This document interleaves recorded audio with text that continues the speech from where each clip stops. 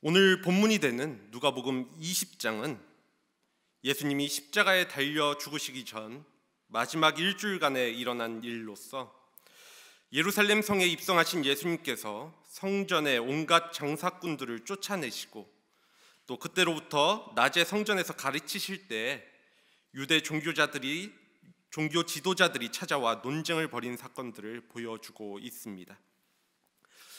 당시에 일어난 이 논쟁은 총 3차례에 걸쳐서 이루어졌는데 오늘 본문이 그 마지막에 해당되어지는 논쟁입니다. 당시 예수님께 논쟁을 걸어온 상대는 다양했음을 누가복음은 기록하고 있습니다. 대제사장, 서기관, 장로들, 바리새인들과 또 그 제자들, 헤롯 당원, 그리고 이번엔 사두개인입니다. 논쟁의 이슈 역시도 다양하지요.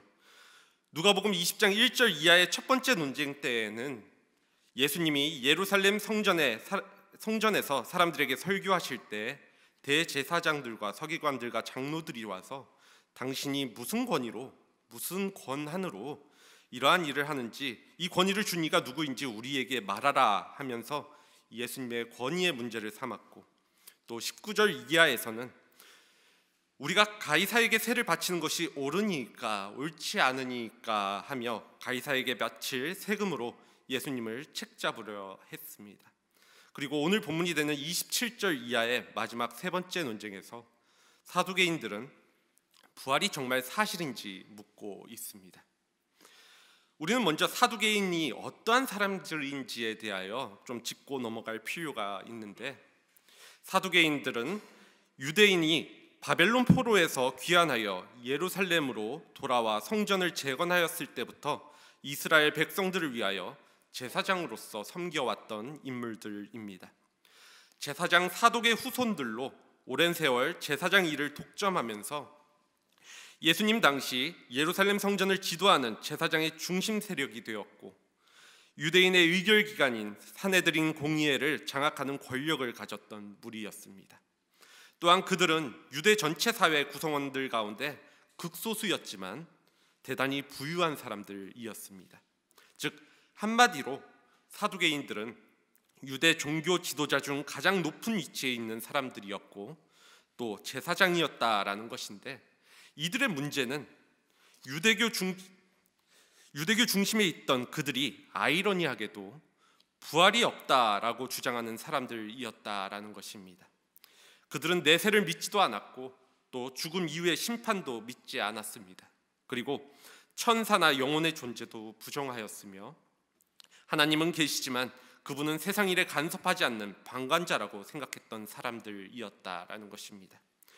또한 그들은 구약 성경을 전체를 하나님의 말씀으로 받아들이지 않았습니다. 오직 구약 성경 39권의 책 가운데 모세오경이라고 하는 그것에 해당하는 창세기, 출애굽기, 레위기, 민수기, 신명기만을 하나님의 말씀으로 믿는 사람들이었다라는 것입니다.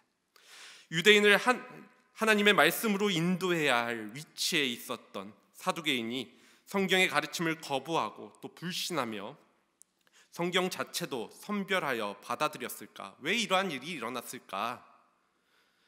이러한 생각을 한 번쯤 해보게 됩니다. 물론 그 이유가 여러 가지가 있겠지만 가장 큰 이유는 그들이 말씀과 현실 사이에서 타협했기 때문입니다. 그들은 지배계급으로서 로마 정부에 협력하여 자기들이 누리는 부와 권력을 유지하기 원했는데, 그러한 사람들이 자신들이 누리고 있는 지위를 잃고 싶지 않다라는 것은 어찌 보면 자연스러운 인간의 본성일지도 모르겠습니다. 그래서 그들은 믿음을 지키기 위해 말씀을 가지고 현실과 맞서 싸우기보다는 현실의 유익을 최대한 얻기 위하여 선택적으로 내가 취하기 좋은 말씀만을 받아들였다라는 것입니다. 그렇기에 그들은 심각하게 세속화되었고 또 그들이 마주한 현실만이 참이고 진리이며 그 현실과 차이를 보이는 성경의 가르침은 무시했던 것이죠. 그리고 믿지 않는 것으로 그치는 것이 아니라 성경의 가르침이 거짓이라고 주장했다라는 것입니다. 1세기 역사학자 요세푸스의 기록에 따르면 이러한 사두개인들은 부유한 자의 신뢰만 받았을 뿐 백성은 그들을 따르지 않았다라고 이야기합니다. 이스라엘 백성들조차도 그들의 생각이나 주장이 옳지 않다라고 생각했다라는 것입니다.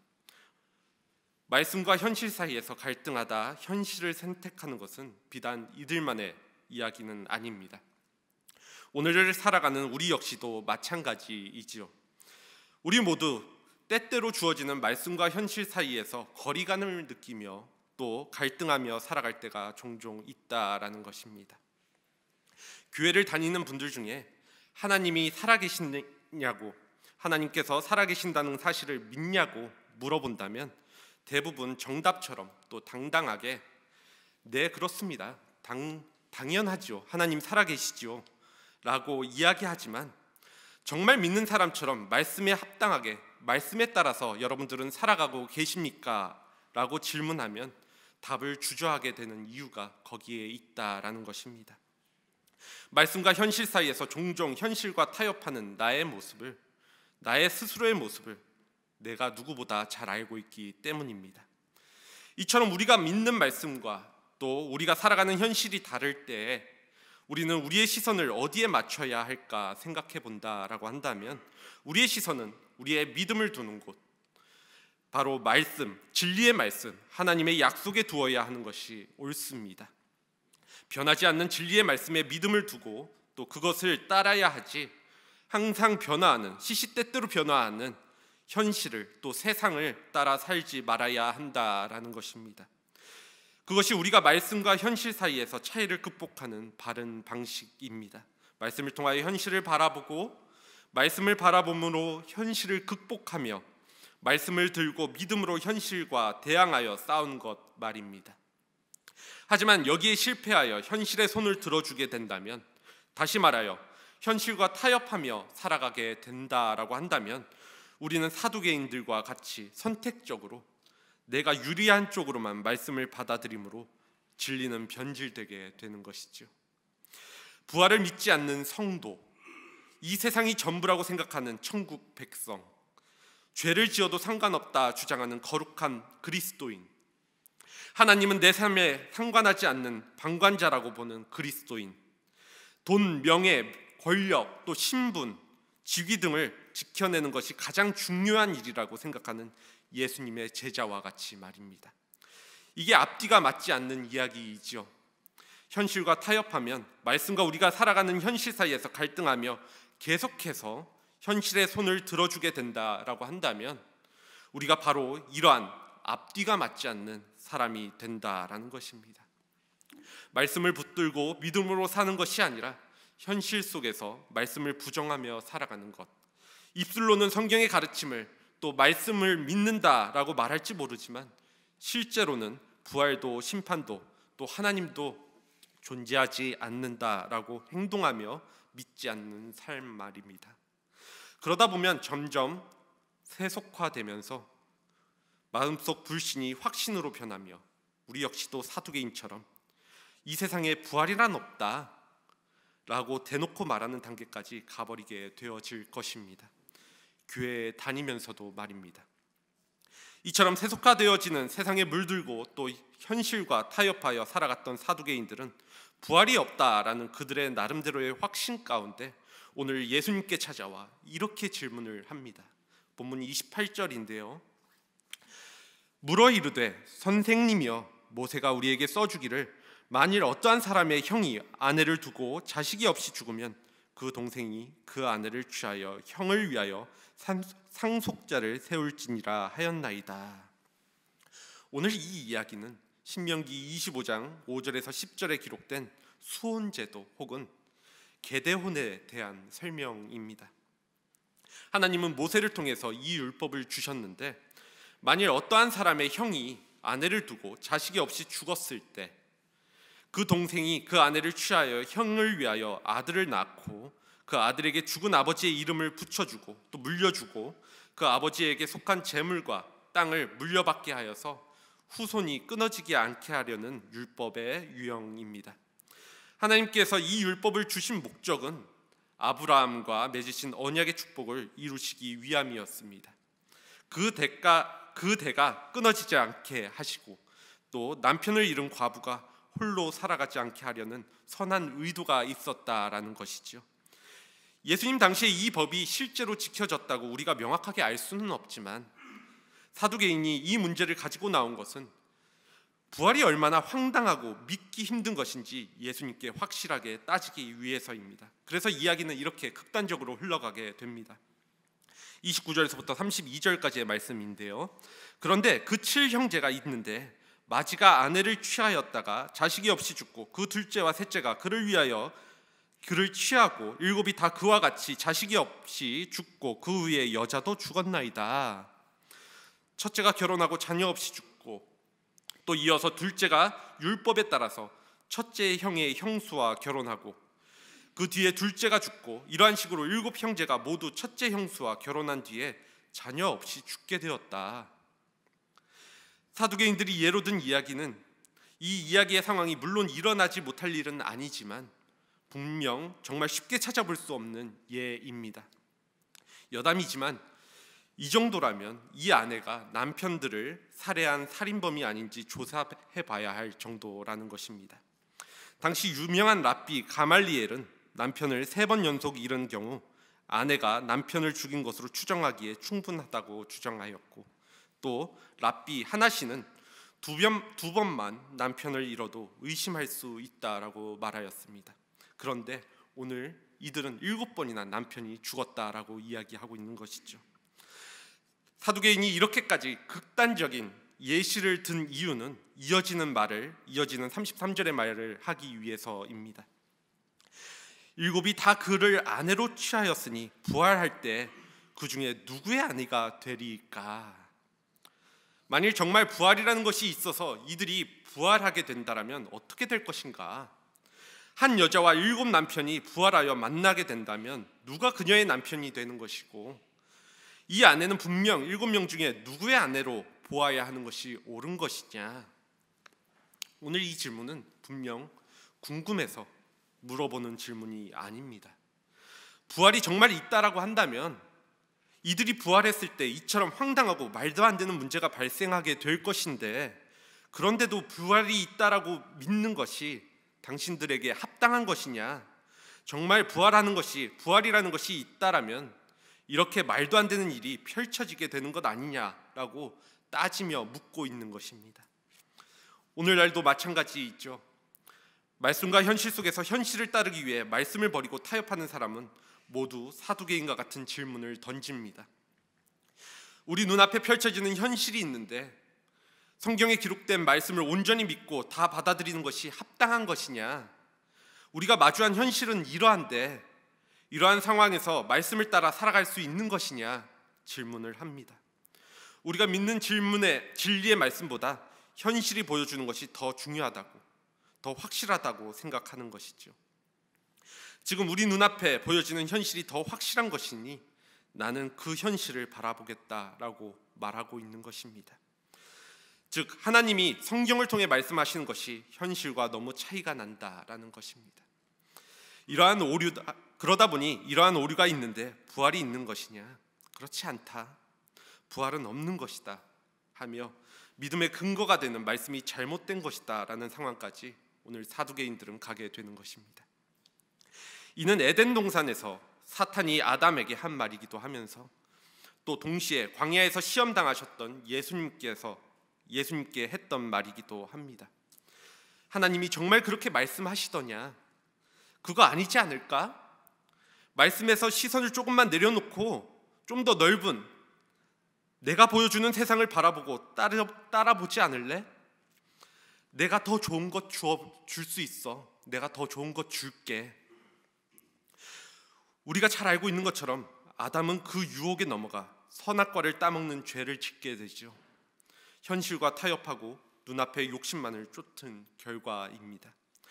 하지만 예수님은 돌을 떡으로 만들어 보라는 사탄의 유혹에 말씀에 근거하여서 기록된 바 사람이 떡으로만 사는 것이 아니라 말씀하셨고, 자신에게 절하면 천하 만국이 권위와 그 영광을 주겠다라는 유혹 앞에서 기록된 바 주 너의 하나님께 경배하고 그를 섬기라 하였다라고 말씀하시며 유혹을 물리치십니다. 또한 성전 꼭대기에서 하나님의 아들이면 뛰어내리라고, 그러면 하나님이 너를 위하여 사자를 보내어 상처 없이 지키실 것이라고 하였을 때에도 주 너의 하나님을 시험하지 말라 하였다라고 3번 모두 기록된 말씀을 가지고 사탄의 시험을 이기셨습니다. 사탄의 시험과 유혹, 이것에 타협하거나 흔들리지 않고 말씀을 가지고 이를 이기신 것입니다. 이렇게 3번이나 말씀과 말씀에 대한 믿음으로 사탄의 시험을 이기신 예수님께서는 오늘 사두개인들의 질문에 대하여 이어지는 34절과 38절까지의 말씀을 통하여 이렇게 대답해 주고 계십니다. 먼저 예수님은 그들의 잘못된 생각에 대하여, 즉 오해를 바로잡아 주시는데, 오늘 본문에는 등장하지 않지만 동일한 논쟁을 기록한 마태복음 22장과 또 마가복음 12장 기록에 따르면 예수님은 먼저 그들에게 너희가 성경도 또 하나님의 능력도 알지 못하는 거로 오해하였도다라고 말씀하십니다. 사두개인들은 사실 부활이 무엇인지 잘 알지 못했습니다. 성경이 부활에 대하여 무엇을 말하고 있는지, 또 부활 후 우리의 삶에 대하여 어떻게 가르치고 있는지, 하나님께서 부활 후에 우리에게 어떠한 능력으로 새로운 삶을 살게 하시는지 그들은 알지 못했고 오해했다라는 것입니다. 그래서 자신들의 생각대로 부활한 후에도 지금의 삶의 연속으로 우리는 결혼할 것이고 또 부부로서의 삶을 살아가고 그럴 것이라는 착각을 하게 된 것입니다. 예수님은 그 생각이 잘못되었다, 오해한 것이다 라고 말씀을 하십니다. 본문 34절에서 36절까지의 말씀인데요, 예수께서 이르시되 이 세상의 자녀들은 장가도 가고 시집도 가되 저 세상과 및 죽은 자들 가운데서 부활함을 얻기에 합당히 여김을 받은 자들은 장가가고 시집 가는 일이 없으며 그들은 다시 죽을 수도 없나니 이는 천사와 동등함이요 부활의 자녀로서 하나님의 자녀임이라. 예수님은 이 세상과 저 세상은 질적으로 차원이 다르다라고 말씀을 하십니다. 이 세상은 생육하고 번성하라는 명령에 따라서 장가도 가고 또 시집도 가고 아이도 낳지만 저 세상은 그러한 일이 없다라는 것입니다. 생각해 보시기 바랍니다. 만약 세상에서 있는 그대로 우리가 천국에 가게 된다면 그곳이 과연 천국일까요? 만약 세상에서 천대받고 학대당하고 비참하게 살았던 사람들이 하늘나라에서도 부활하여서 여전히 우리가 생각하는 목숨만을 얻게 되므로 계속해서 천대받고 학대당한다고 한다면, 그렇게 비참하게 살아가는 세상이라고 한다면 그게 무슨 하늘나라이고 또 그게 무슨 부활이겠습니까? 누가 그러한 하늘나라에 가고자 할 것이며 누가 그러한 부활에 소망을 둘 수 있겠냐라는 것이죠. 죽은 후에 천국에서 이 세상에서 살던 가족들을 다시 그대로 한 가정을 이루어 만나게 된다라고 한다면 아마도 그 세상은 말도 못하게 복잡한 세상이 되어지게 될 것입니다. 이 예로 시집살이를 심하게 하신 분들이 천국에 가서 시어머니와 또 며느리의 관계로 다시 만난다면 어떠시겠습니까? 좋은 사람이지만, 분명 좋은 사람이지만 나를 힘들게 하였던 배우자와 천국에서 부부의 관계로 다시 만나야 한다면요. 우리의 기준을 가지고 부활을 생각한다면, 또 세상의 일반적인 관점을 가지고 우리의 상황 그대로 부활하게 된다라면 그곳은 더 이상 천국이 아니게 될 것입니다. 상황이나 관계가 변함없고 단순히 목숨만 부지하는, 목숨만 영원히 사는 곳이 될 것이기 때문입니다. 그렇기에 부활한 자들은 장가가고 시집가는 일이 없다라는 말씀은 우리의 기준이 아니라 하나님 나라의 기준으로 관계와 상황이 재정립된다라는 의미입니다. 이는 여기에서 결혼했다고 천국에서도 부부인 것이 아니라는 이야기이고, 또 여기서 노예였다고 해서 천국에서도 노예가 아니라는 것이며, 여기서 고아였다고 해서 천국에서도 고아로 살아가는 게 아니며, 여기서 장애를 갖고 불편하고 어렵게 살았던 자들이 천국에서도 그 불편한 가운데 살아가지 않을 것이라는 사실을 이야기하고 있는 것이죠. 또한 이 세상은 죄의 대가로 죽음을 맞이하지만 저 세상에서는 다시 죽지 않을 것이라 말씀하십니다. 하나님의 능력이 이 세상에서 죽은 자를 부활시키고 천사들처럼 완전히 새롭게 된 존재로, 즉 먹지도 않고 죽지 않고 결혼이라는 제도도 없으며 자식을 낳지 않는 이 세상의 기준과 질적으로 다른 하나님의 영광을 높이며 살아가는 존재인 하나님의 자녀로 살게 하신다라는 것입니다. 부활 후 세상에서 우리는 누군가의 남편이나 아내가 아니라 그리스도의 신부이고, 우리는 누군가의 아버지나 어머니가 아니라 하나님의 자녀이며, 늙지도 썩지도 않고 고통받지도 않고 슬픔과 죽음 또 불행, 죄가 없는 상태로 영원히 하나님의 빛나는 영광 속에서 살아가게 될 것입니다. 이러한 이야기가 어찌 보면 부부간의 관계가 좋은 분들에게는, 또 사람과의 관계를 중요시하는 분들에게는 속상하게 들리실지도 모르겠습니다. 하지만 천국에서 하나님과 함께 큰 기쁨을 누리는 그날에 우리는 그 아쉬움을 찾아볼 수 없게 될 것입니다. 그만큼 부활의 삶이 이 세상에서는 상상할 수 없을 만큼 좋은 것이고 또 차원이 다른 삶이라는 것이죠. 사두개인은 이것을 단단히 오해했던 것입니다. 이러한 사실을 오해했다라는 것이죠. 그래서 그들은 스스로 생각해낸 부활의 세상은 이러할 것이야 라고 가정을 하면서 그러한 부활은 없다라고 따진 것입니다. 둘째로 예수님은 성경이 부활을 증명하고 있음을 보여주고 계십니다. 본문 37절에서 38절까지의 말씀입니다. 죽은 자가 살아난다는 것은 모세도 가시나무 떨기에 관한 글에서 주를 아브라함의 하나님이요 이삭의 하나님이요 야곱의 하나님이라 칭하였나니, 하나님은 죽은 자의 하나님이 아니요 살아있는 자의 하나님이시라. 하나님에게는 모든 사람이 살았느니라 라고 말씀하십니다.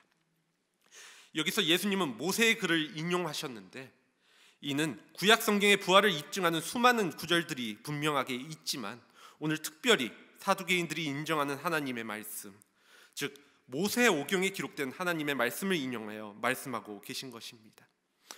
오늘 동일한 사건에 대하여 마태복음과 마가복음의 기록에 따르면 예수님은 그들에게 이 말씀을 읽어보지 못하였느냐라고 질문하십니다. 너희가 인정하는 그 말씀에 분명히 이렇게 말하고 있지 않느냐? 너희가 이 말씀을 본 적이 없느냐? 이렇게 묻고 계신 것이죠. 이는 그들이 유일하게 받아들이고 또 인정하는 모세 오경의 말씀이니 당연히 알아야 하는 것 아니냐라고 이야기하고 계신 것입니다. 오늘 예수님이 인용하신 말씀은 출애굽기 3장 6절 말씀인데요. 여호와 하나님께서 떨기나무에서 모세를 처음 만나셨을 때 모세에게 자신을 나타내신 말씀입니다. 출애굽기 3장 6절은 이렇게 기록합니다.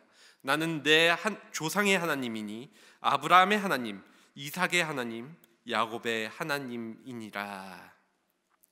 이 말씀은 예수님이 성경을 얼마나 정확하게 알고 해석하시는지, 또 동사 하나의 시제까지도 분명하게 보고 또 중요시하는 장면을 보여줍니다.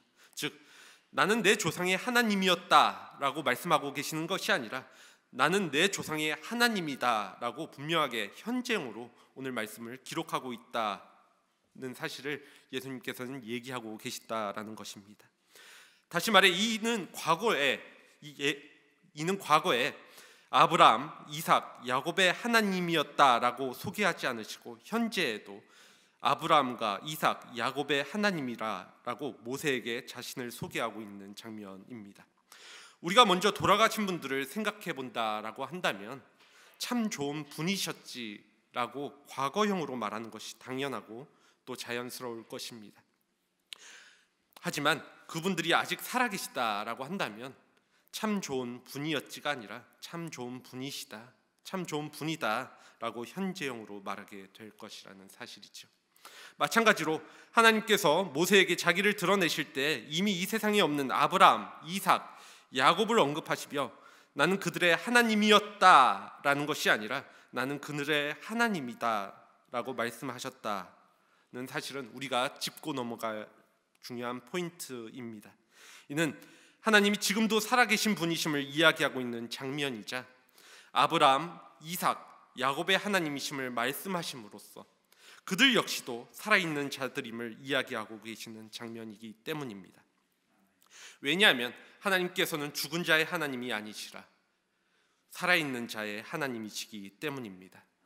만일 그들이 죽음으로 모든 것이 끝이 나 있는 상태라면 하나님께서 그들의 이름을 거명하지도 않으셨을 것이고 또 그들은 단지 죽은 자로 남았을 뿐일 것입니다. 그런데 하나님은 살아있는 자의 하나님이시기에 오늘 아브라함, 이삭, 야곱 모두 현재 살아있다라는 것으로 지금 이 땅의 세상이 아닌 저 세상에서 살아있음을 입증한다라는 것이죠.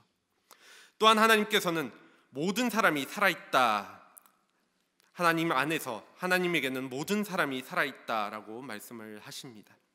이 표현은 오늘 누가복음에만 기록되어져 있는 말씀인데, 하나님께서 생명을 주관하시는 주관자 되시기에 하나님 안에 있는 하나님께 속한 사람, 그러한 존재들은 살아있는 자들이라고 말씀하고 계시는 것입니다. 이는 앞서 언급된 아브라함, 이삭, 또 야곱과 같은 과거에 죽은 이들을 포함하여서 예수 그리스도를 믿음으로 하나님께 속한 자들 역시도 포괄하고 있는 개념입니다. 이는 영적으로 죽은 자들은 육은 살아있을지 몰라도 하나님 안에 거하는, 또 하나님께 속한 자들은 아니라는 것입니다.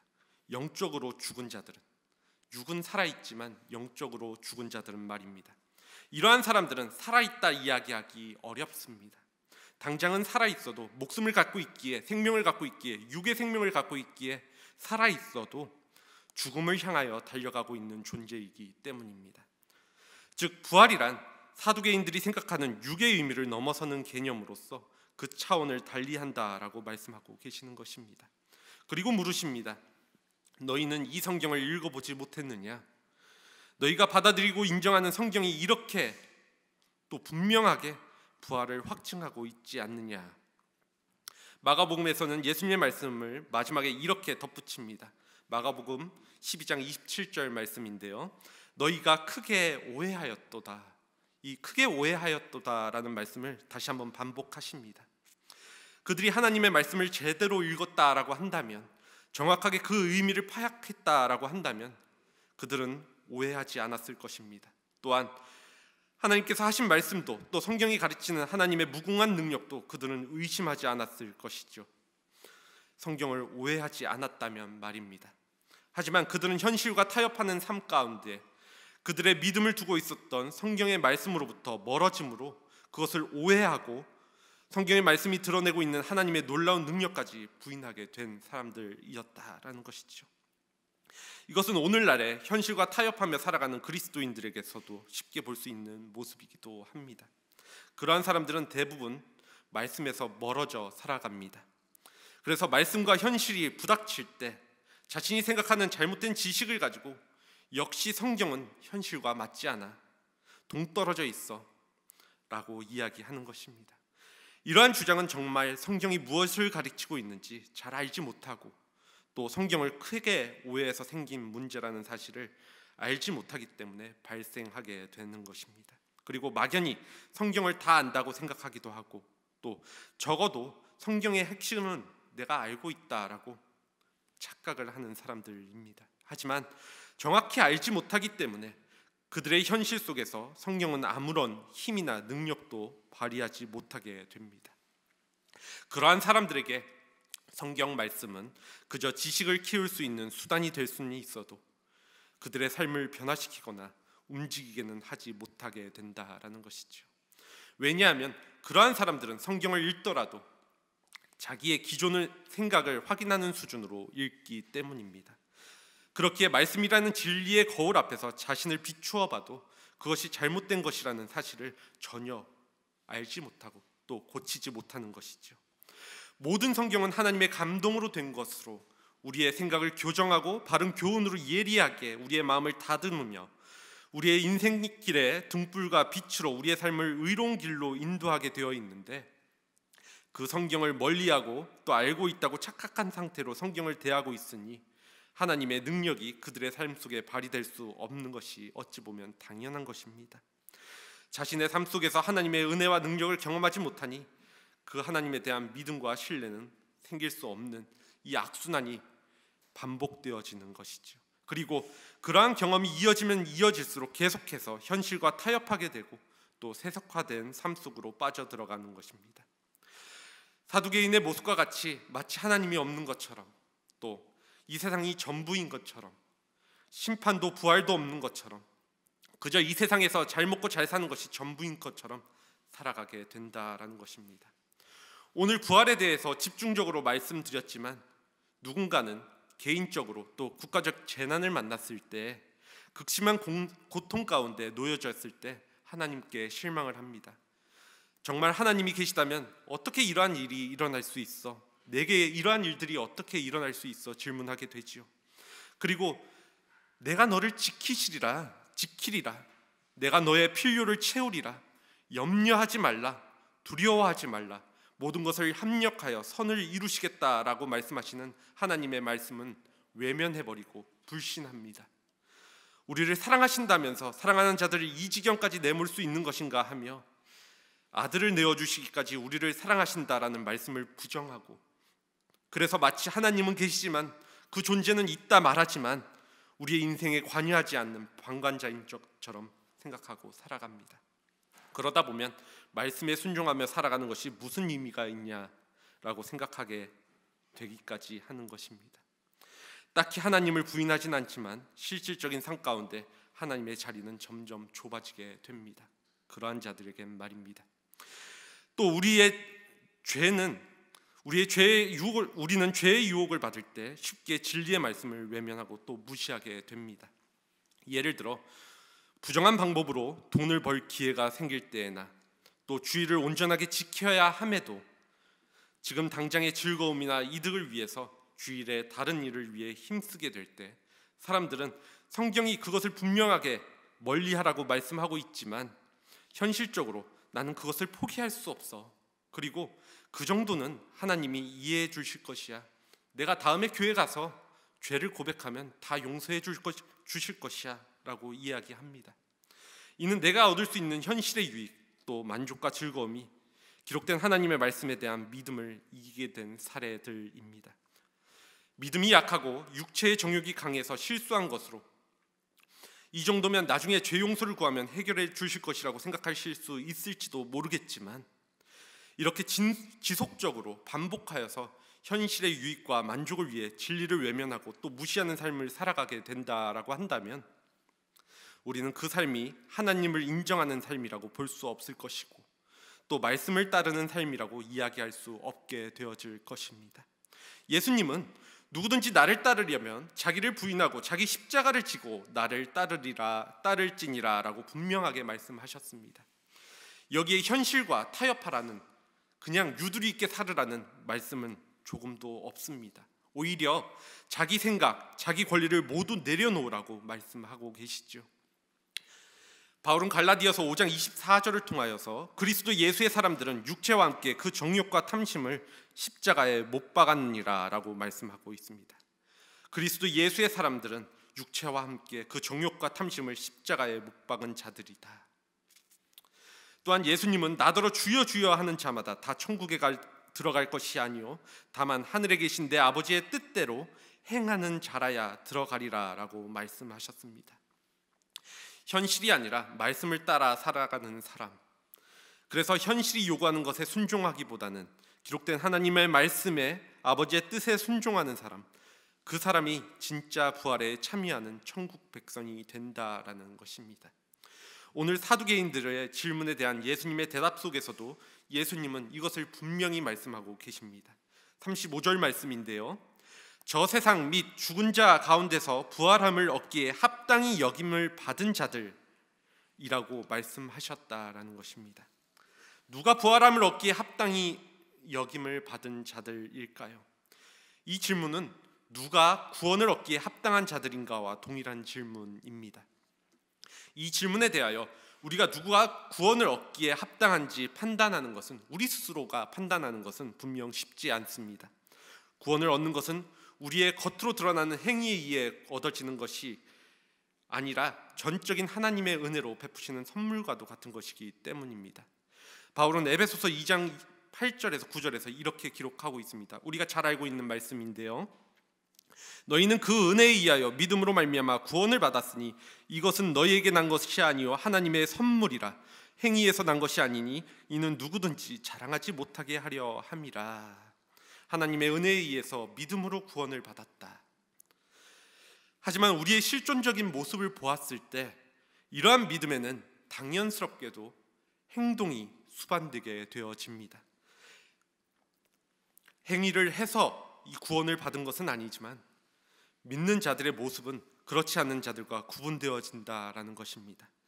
그렇게 우리가 이를 모두 판단할 수는 없지만 그럼에도 분명하게 말씀드릴 수 있는 것은 하나님의 기준으로 보았을 때 현실에 안주하고 또 타협하면서 말씀을 신뢰하지 않고 또 외면함으로 육체의 정욕대로 사는 사람은 분명 말씀을 신뢰하고 또 믿는 자의 모습은 아니라는 것입니다. 교회를 다닌다고 할지라도 말입니다. 이와는 다르게 현실을 믿음의 눈으로 바라보고 또 말씀을 근거하여 믿음으로 현실을 극복하며 말씀을 통하여 믿음으로 현실을 대항하며 싸우는 사람, 현실이 아무리 고통스러워 할지라도 또 힘들고 무섭고 불만족스럽고 손해보는 것이라 할지라도 믿음으로 하나님의 말씀을 붙들고 기쁨으로 순종하는 사람, 그러한 사람들이 부활함의 얻기에 합당히 여김을 받는 참된 그리스도인들입니다. 그렇게 말씀과 현실 사이에서 삶을 살아가며 부닥치게 되는 일들에 대하여 언제나 말씀을 오해하지 않고 신뢰하며 또 바르게 알아감으로 현실에 안주하거나 타협하지 않는 바른 그리스도인으로서의 합당한 삶을 살아가는 우리 한사랑교회 공동체 모두가 되어지기를 간절히 소원합니다. 이 시간 함께 기도하도록 하겠습니다.